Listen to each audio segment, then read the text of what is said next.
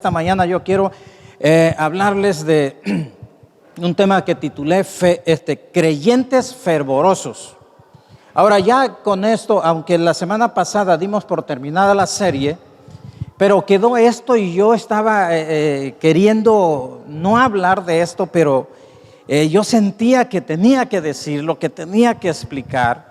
Entonces, como reforzar, no sé, la serie de las semanas anteriores, y por eso en esta mañana vamos a hablar de creyentes fervorosos.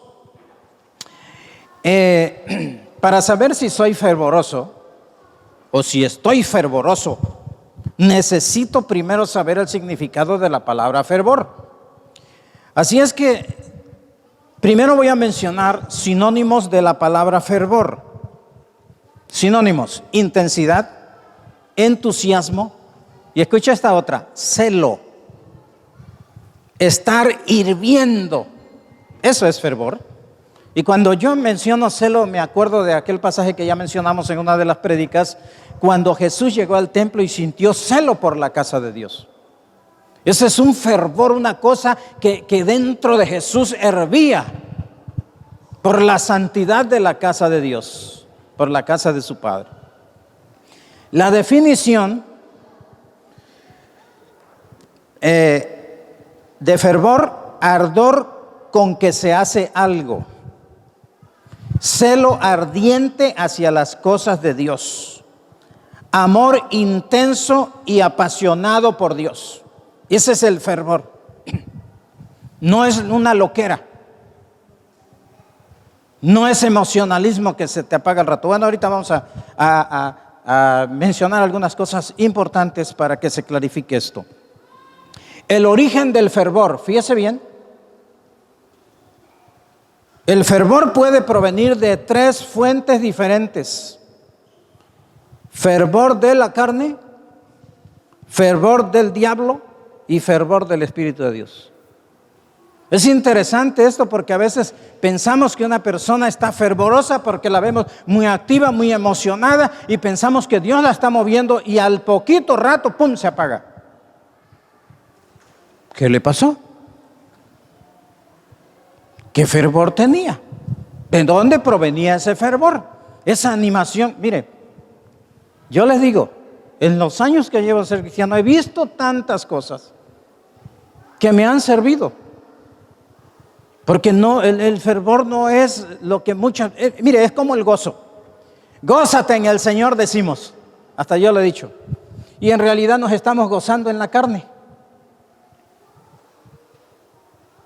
Gózate en el Señor, y estamos y danzamos, y no es malo, pero no estamos aplicando bien la palabra, porque el gozo como fruto del Espíritu Santo es otra cosa muy diferente a lo que nosotros manifestamos como, entre comillas, gozo. En realidad lo que estamos manifestando es alegría, y eso es natural, es normal en el ser humano, es necesario también y es bueno. Pero no es el gozo del Espíritu, eso es otra cosa. Y todas esas cositas tenemos que ir escudriñando, escuche, escudriñando la Escritura. Y vamos a ir aprendiendo. Nadie sabe todo, lo reafirmo, nadie sabe todo. Si alguien le llega con algo nuevo, le digo, nadie sabe todo. Y lo que antes fue, lo que ahora es, dice Eclesiastés. Entonces el origen del fervor, decíamos, ¿verdad? Tres orígenes: la carne, el diablo, o sea, un espíritu demoníaco, y el Espíritu de Dios. De la carne, es un fervor religioso, emocional, y muchas veces sin control, sin sujeción a nada. No es más que fanatismo religioso que se apaga cuando las cosas van mal o cuando vienen las pruebas. Y ahora, si no tiene cuidado, la razón llega a cegarse. Cuando la razón se ciega, ya no escucha a nadie más. Y es un fervor que anda. No es que el Señor me está empujando, el Espíritu Santo me está moviendo. Y ya no escuchas a nadie. Porque ese fervor, esa animación, esa hervidera que trae uno por dentro, es de la carne. Algo nos emocionó tanto y la carne está arriba. Entonces, el fervor puede venir de la carne. Aclaro que el fervor producido por un alma regenerada, nacida de nuevo, es un fervor genuino y correcto. O sea, el alma, mi alma, o sea, yo me alegro de que el Señor me haya salvado. El gozo de mi salvación. Yo me gozo, me alegro de que el Señor me haya salvado. Eso es correcto. Y ando animado y eso me sostiene. Y aunque haya luchas, eso me sostiene. Y eso es correcto, aunque viene del alma. Pero hay muchos fervores que vienen del alma, pero es emocionalismo solamente. Y muchas veces sin control. Bueno, vamos a seguir porque después voy a mencionar otras cosas. El fervor que viene del diablo, un aparente fervor hacia las cosas de Dios, derivando en fanatismo religioso y en algunos casos posesiones demoníacas, con manifestaciones de milagros y falsos dones espirituales producidos por el espíritu maligno. La posesión demoníaca anula la razón del individuo, incapacitándolo para pensar con objetividad. Y el otro origen es el fervor de Dios. Y este es un fuego, un celo ardiente por la vida de Dios, entusiasmo al hacer la obra de Dios. Este fervor que proviene de Dios no produce emocionalismo. La persona puede estar muy tranquila, pero con un impulso del Espíritu de Dios tal que lo lleva a vivir el Evangelio y a vivir para Dios. Ese es el fervor que el Espíritu Santo pone. Al rato van a ir clarificando más. Tanto el fervor que proviene de la carne como el fervor que proviene del diablo llevan al individuo a desviarse de la enseñanza bíblica. Tanta emoción que lo ciega, y aunque se le enseñe ya no puede comprender ni quiere comprender las verdades que están ahí y están echando abajo el emocionalismo que trae. Es tremendo lo que estoy hablando, ¿eh? Y vaya usted captando porque la iglesia está siendo atacada también. O sea, en todos los tiempos ha sido atacada por espíritus, etcétera, etcétera. No vamos a estar mencionando más nada ahorita. Entonces, llevan al individuo a desviarse de la enseñanza bíblica y más adelante a errores o herejías destructoras. Y hasta llegan a formar, ¿cómo se llaman? Sectas. Por la ceguera o anulación de la razón se dejan arrastrar para defender causas o ideologías incorrectas y dañinas. Una persona movida por este tipo de fervor se vuelve testaruda, cerrada, orgullosa, arrogante o necia. Esa persona dice, así es, como yo digo, y no escucha consejo de nadie ni rinde cuentas a nadie. Andan como llaneros solitarios.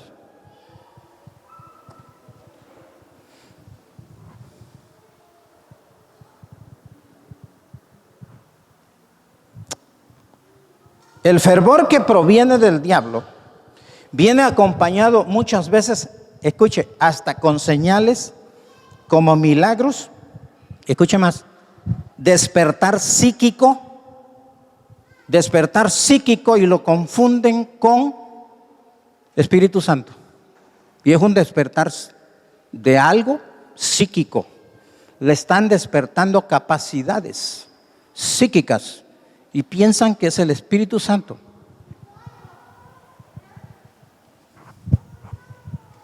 Vuelvo a repetir, el fervor que proviene del diablo viene acompañado muchas veces hasta con señales como milagros y despertar psíquico, posesión diabólica, euforia, religiosidad y manifestaciones de poder. Lo hemos visto y hemos tratado casos de esos.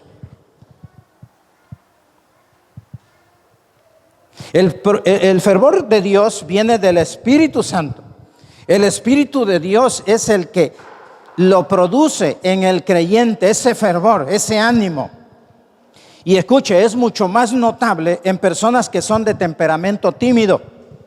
apagado, porque cuando el Espíritu Santo los enciende, entonces no se les ve temor, sino denuedo, valentía, decisión y celo por las cosas de Dios, entre otras características.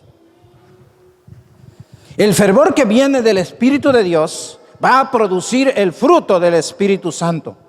Y Gálatas 5:22 nos dice, mas el fruto del Espíritu es, ¿alguien ha leído eso? Amor, gozo, paz, paciencia, benignidad, bondad, fe, mansedumbre, templanza. Y eso va a producir. El que tiene fervor de Dios hace lo que el Señor le envió a hacer sin dañar la obra de Dios. El fervor de la carne y el fervor que proviene de un espíritu demoníaco dañan a la iglesia. Cuando usted vea que alguien o algo o un mover o una doctrina está afectando a la iglesia, entonces hay que preguntarse de dónde está proviniendo. ¿De la carne o del diablo? ¿O del Espíritu de Dios? El Espíritu de Dios no va a dañar a la iglesia. La va a edificar, la va a ayudar, la va a formar. Y por eso Dios puso, según nos lo dice Efesios capítulo 4, versículo 11, que Él puso o constituyó a unos apóstoles, a otros profetas, a otros evangelistas, a otros pastores y maestros, para la edificación del cuerpo de Cristo, no para la destrucción, para la edificación. Y edificar no es que tumbe lo que ya hay, sino que ya está establecida la iglesia, ahora edifica sobre esa. Porque la iglesia ya está establecida. Y es algo que vamos a estar tocando en las semanas próximas. Entonces, el fervor a Dios no depende de las circunstancias, sino de la comunión íntima con el Señor. La verdadera comunión íntima con el Señor trae amor por el Señor, temor a Él, entrega mayor cada día y deseo de ser cada vez más santo.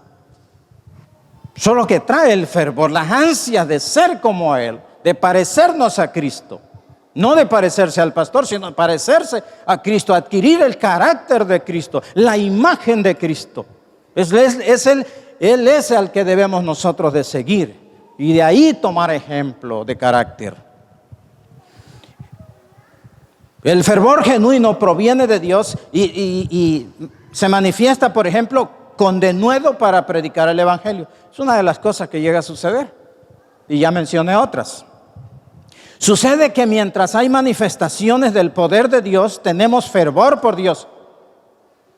Digo, yo he vivido ya en estos 40 años, he vivido y he visto varios avivamientos. Y he visto el fruto, el resultado de cada uno de ellos.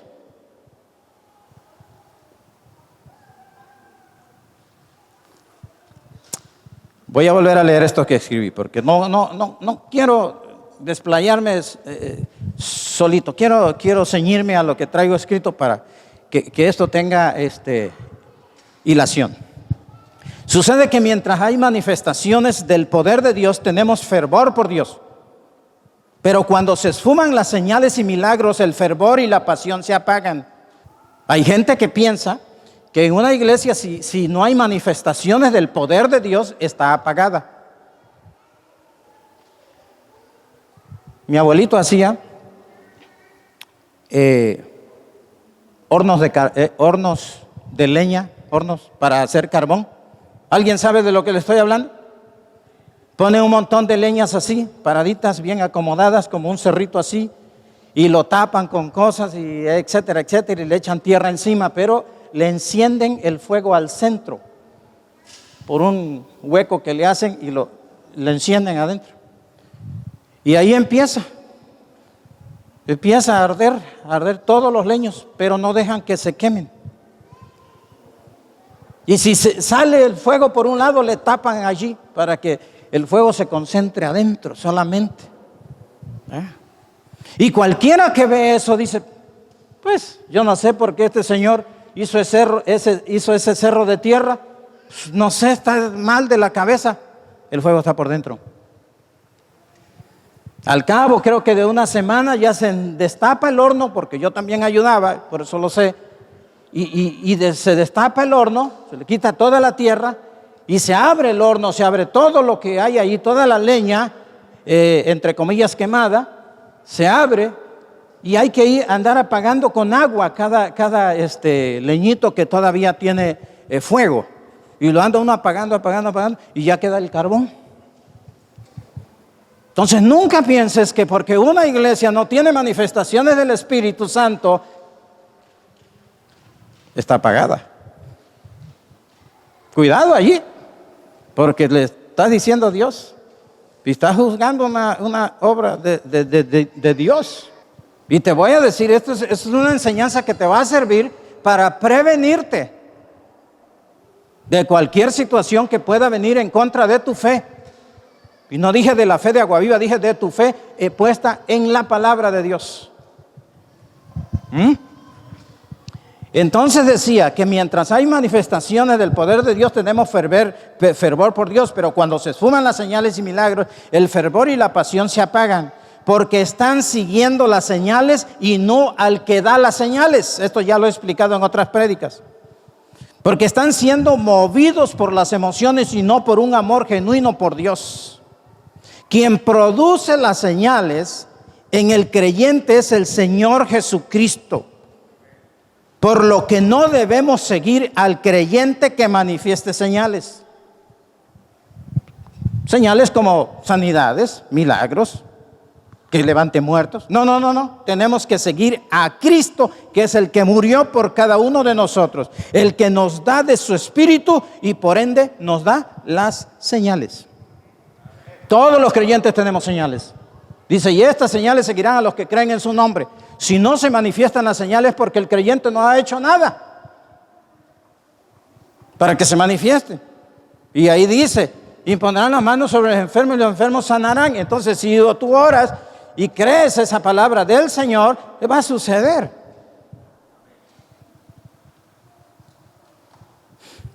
El Señor como máximo ejemplo de fervor, el Señor Jesucristo. Pero es interesante porque yo me puse a revisar la vida de Jesús y entonces encuentro que era fervoroso sin emocionalismo, celoso sin fanatismo, apasionado sin religiosidad, sin emocionalismo, sin euforia, sin impulsividad, pero sí con fervor servía a su Padre, a Dios. Nunca se desenfocó. Fue proactivo y no reactivo. Actuaba apegado a la palabra de Dios, conforme a la orden que había recibido de su Padre, con pasión pero con dependencia total de Dios, su Padre.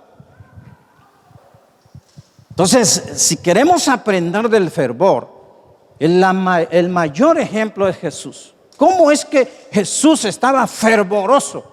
Y tú vas a encontrar lleno del Espíritu Santo, nada de emocionalismo, no andaba como loco en la calle, no andaba haciendo cosas que no debe, etcétera. Ahora, yo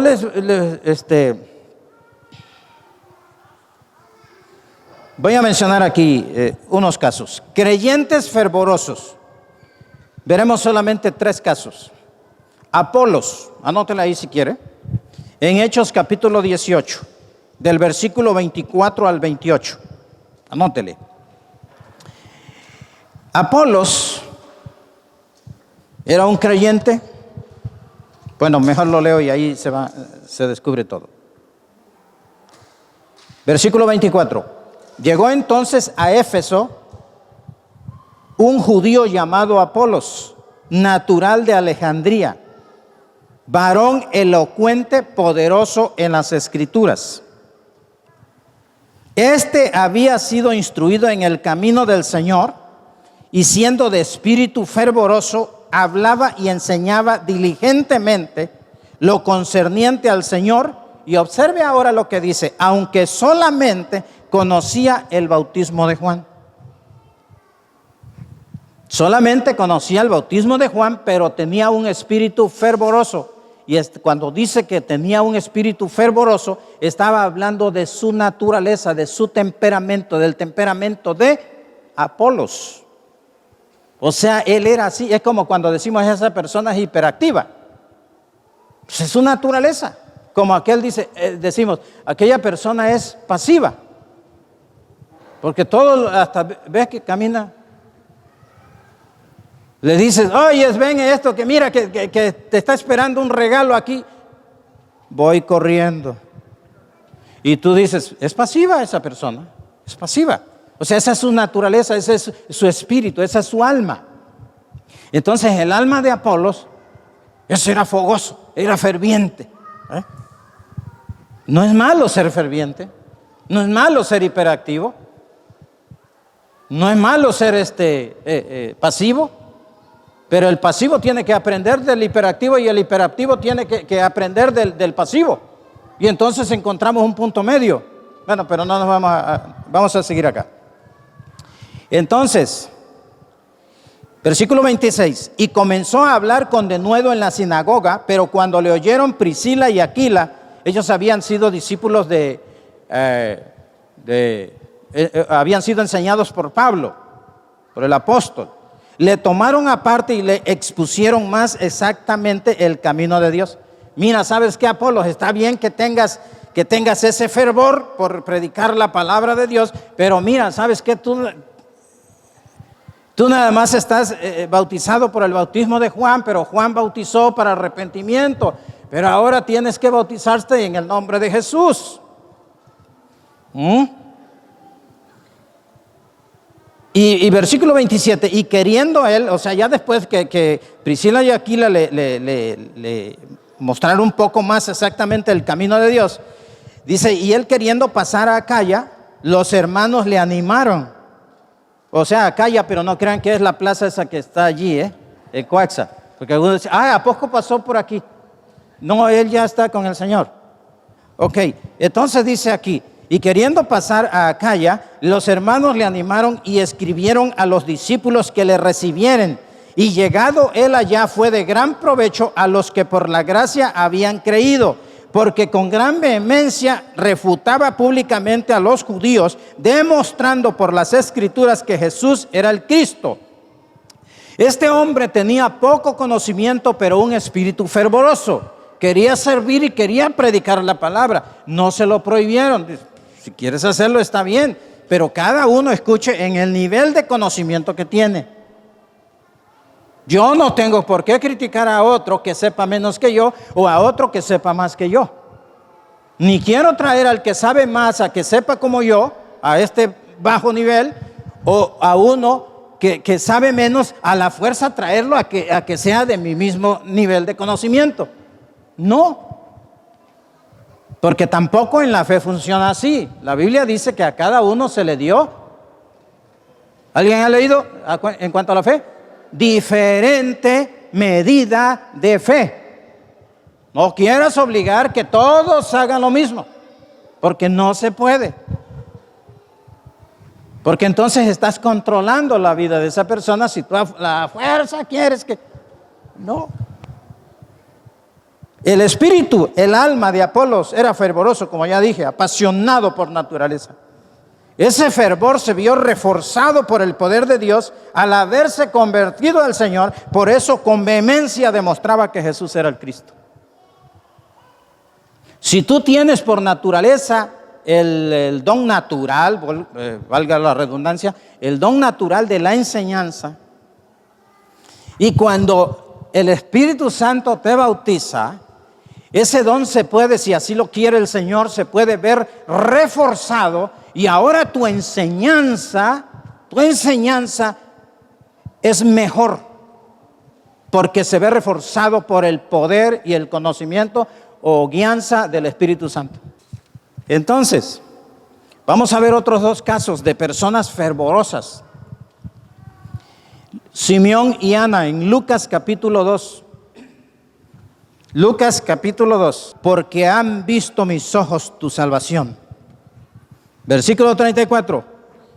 Y bendijo Simeón a a los padres, ¿no? Y dijo a su madre María: he aquí, este está puesto para caída y para levantamiento de muchos en Israel, y para señal que será contradicha. Y una espada traspasará tu misma alma, para que sean revelados los pensamientos de muchos. Este hombre estaba avivado. Este hombre, Simeón, estaba fervoroso. ¿Cómo es que este hombre estaba fervoroso si las condiciones a su alrededor no eran buenas? Vamos a seguir leyendo aquí. Versículo 36. Estaba también allí Ana, profetisa, hija de Fanuel, de la tribu de Aser. Observe, Ana, profetisa, de edad muy avanzada, pues había vivido con su marido 7 años desde su virginidad, y era viuda hacía 84 años. Y observen ahora lo que esta mujer hacía. O sea, esta mujer tenía como 100 años mínimo. No recuerdo, pero yo saqué la cuenta, pero era un poquito pasadito de 100 años. Y entonces dice: y no se apartaba del templo, sirviendo de noche y de día con ayunos y oraciones. ¿Quién le dijo a esta mujer que ayunara y orara? Nadie. Ahí vemos un ejemplo de una mujer fervorosa. Entonces aquí vemos a esta mujer que dice: no se apartaba del templo, sirviendo los domingos. A ver, espérame, es que no leí bien. A ver, ¿cómo dice ahí? Se apartaba del templo, sirviendo de noche y de día. Pero el templo no estaba abierto en las noches. ¿Y entonces dónde oraba? En su casa. Y en el día, en el templo. Y en la noche, en su casa. Y en el día, en el templo. Sonría, por favor, que hoy es domingo. Acuérdese. Dice: sirviendo de noche y de día. Pero ahora, ¿qué sigue? Era una mujer de más de 100 años. Con ayunos y oraciones. ¿Ah? ¿Una mujer de más de 100 años ayunando? Dice: esta presentándose en la misma hora daba gracias a Dios y hablaba del niño a todos los que esperaban la redención en Jerusalén. Esta mujer estaba conectada con Dios. Simeón estaba conectado con Dios. Ellos se mantenían como viendo al invisible, esperando la promesa de Dios, y la vieron. Vieron al Salvador del mundo. Qué maravilloso, pero no todos se dieron cuenta que la salvación del mundo, el Señor Jesucristo, estaba allí. Porque dijeron: de Nazaret no puede salir algo bueno. De Galilea no. No se dieron cuenta que el Salvador estaba entre ellos. No lo vieron. Pero estos que sí estaban conectados con Dios se dieron cuenta.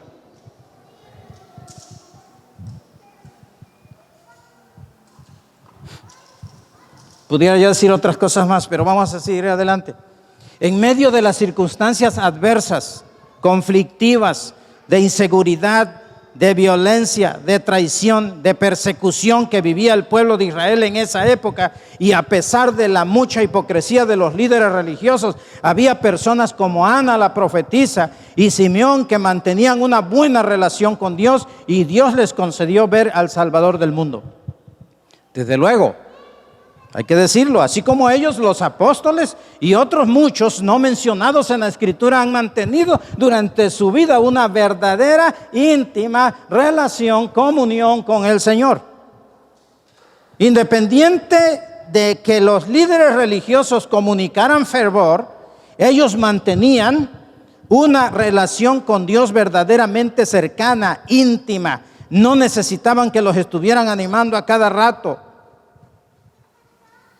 Es que no me visitaste, es que no me hablaste por teléfono. ¿Sabes qué? Tenemos que dejar de pensar como niños. Cuando yo era niño, dijo Pablo, hablaba como niño, pensaba como niño, Pero ahora que yo ya soy adulto, ahora pienso como adulto y actúo como adulto. La madurez no consiste en la edad.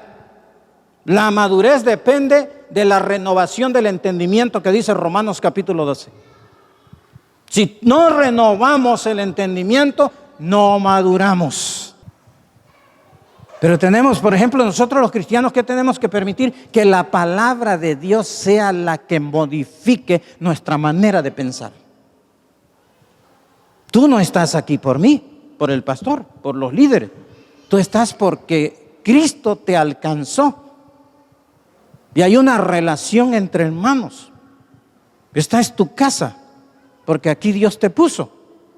Lo que quiero decir es que tenemos que avanzar. Tenemos que, mira, esta gente se mantenía fervorosa.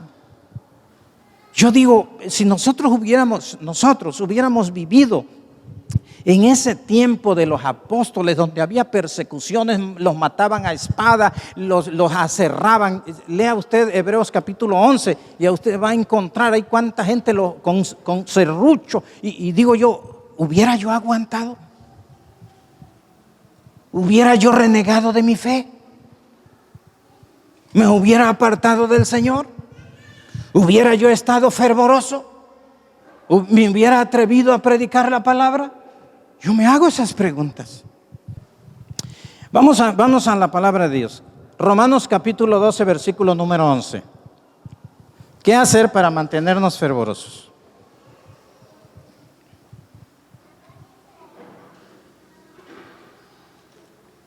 Entonces, en lo que el Señor te ponga a hacer, hacerlo con fervor, con pasión, no con flojera, no con enojo. Así es que no hay pretexto para no estar caliente. No hay pretextos para no estar fervorosos para con el Señor.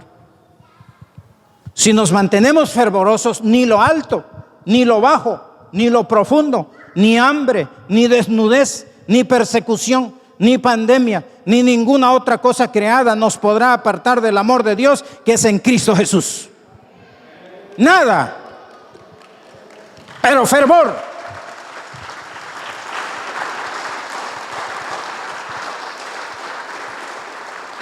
Préndase. Incéndiese por dentro.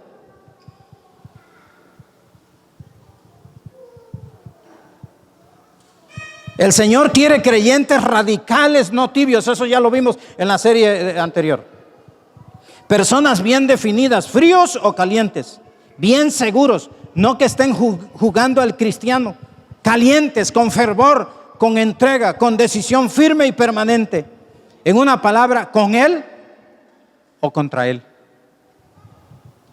No personas que creen por un tiempo y luego se apartan, que cuando vienen las pruebas su fe sucumbe. Creyentes que toman el arado y no voltean hacia atrás. Creyentes que se mueven hacia el premio del supremo llamamiento de Dios. Creyentes que mantengan firme sin fluctuar la profesión de nuestra esperanza. Creyentes de una sola palabra, hombres de verdad. Creyentes que se mantengan sobre la roca. Creyentes que no se doblegan ante la adversidad. Creyentes que se visten con la armadura espiritual para permanecer firmes. Creyentes que se fortalecen en el Señor y en el poder de su fuerza. Creyentes que pelean las batallas de la fe. Creyentes que vencen para recibir el premio. Eso es lo que el Señor está buscando. Eso es lo que el Señor quiere. Esa es la estatura a la que el Señor quiere que llegue su pueblo. Gente firme, gente que no se echa para atrás.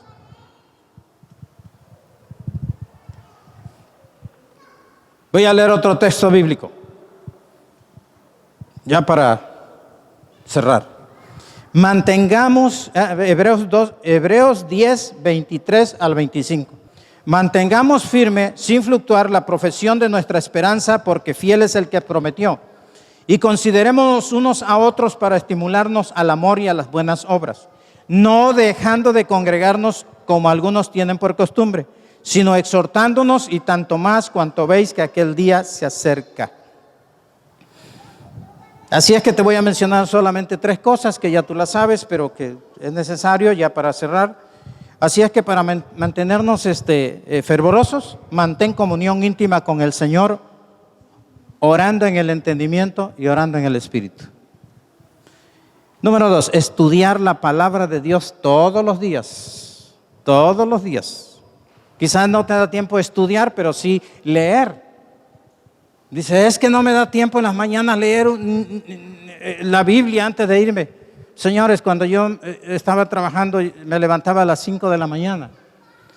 Y yo leía, aunque sea un versículo de la Biblia, en la mañana, y hacía oración también. Hay personas que me han dicho, es que yo trabajo, ¿a qué horas entras? A las 8 de la mañana y no me da tiempo. Le digo, yo entraba a las 7 y me daba tiempo. Y todavía agarraba yo camión de esos urbanos. De veras, sí, llegaba yo media hora antes de que comenzara mi turno. Ah, sí, sí se puede, hasta se puede estar sin dormir toda la noche también. Es cuestión de decisión. Hay mucha gente que se le hace difícil llegar temprano, llegar puntual. Pero fíjate, mantén tu comunión íntima con el Señor, orando en el entendimiento y en el Espíritu. Y eso probablemente en unas semanas más o el próximo año vamos a explicar esto también. Número 2, estudiar la palabra de Dios todos los días. Ya le cambié, antes decía yo leer la palabra de Dios, ahora le digo estudiar. Porque leer, pues cualquier lee, pero estudiar no todos estudian y por eso a veces no entendemos, porque no estudiamos, no analizamos las palabras que van diciendo en el versículo, por ejemplo, ¿no? Porque, por ejemplo, dice, porque de tal manera amó Dios al mundo que ha dado a su Hijo unigénito para que todo aquel que en él crea no se pierda, mas tenga vida eterna. Y se acabó. Y ya lo leímos, pero no lo estudiamos. Y sabes lo que, bueno, te voy a decir una partecita de lo que dice allí, que la pasamos así rapidito. Dice, porque de tal manera amó Dios al mundo que ha dado a su Hijo unigénito para que todo aquel que en él crea, para que todo aquel que en él crea, observa, para que todo aquel que en él crea no se pierda, mas tenga vida eterna. Pero esa partecita crea, eso no lo estudiamos. ¿Y sabes qué quiere decir? ¿Sabes qué quiere decir eso? Te lo voy a poner fácil. Cada vez que tú lees ese versículo, ¿cómo dice? Para que todo aquel que en él crea. Y si lo lees mañana, ¿cómo dice? Para que todo aquel que en él crea. O sea, una acción inmediata a después de haberlo leído. ¿Okay? Una acción futura pero inmediata. Pero además de eso, dice para que todo aquel que en él crea. Escucha lo que te voy a decir. Te voy a dar una gran revelación que no es ninguna revelación porque está allí. Para que todo aquel que en él crea y continúe creyendo. ¿Ya? ¿Ahora sí? No nada más es, pues para todo aquel que en él crea y ya creyó en este momento y al rato ya descreyó. No, ahí es continúa creyendo. Para que todo aquel que en él crea y se mantenga creyendo. Cada día, cada momento tenemos que estar creyendo. Por eso muchos sucumben en su fe, porque van creyendo y un día dejaron de creer. Ya crees, ya me aburrió esto. ¿Sabes qué? Dejaste de creer. Ahí eso es lo que indica. Pero cuando estudiamos es que descubrimos esa verdad. No dejar la tercera cosa. O sea, les repito, mantener la comunión íntima con el Señor, orando en el entendimiento y en el Espíritu. 2, estudiar la palabra de Dios todos los días. 3, no dejar de congregarte. Entonces, decía yo, aquí es donde nos animamos, donde nos fortalecemos. Mire, el solo hecho de estar durante la alabanza, durante la adoración, cantándole al Señor juntos, eso fortalece. Entonces ya aunado a eso que platicamos y alguien ora por nosotros o sencillamente nos platicamos los asuntos o problemas o lo que sea o como amistad, eso nos fortalece. ¿Sabes qué? No, ¿sabes qué? Conéctate a la oración de damas, ora, pide ahí que oren por ti. ¿Sabes qué? Manda un mensaje al grupo de WhatsApp de Agua Viva y que ahí van a estar orando por ti.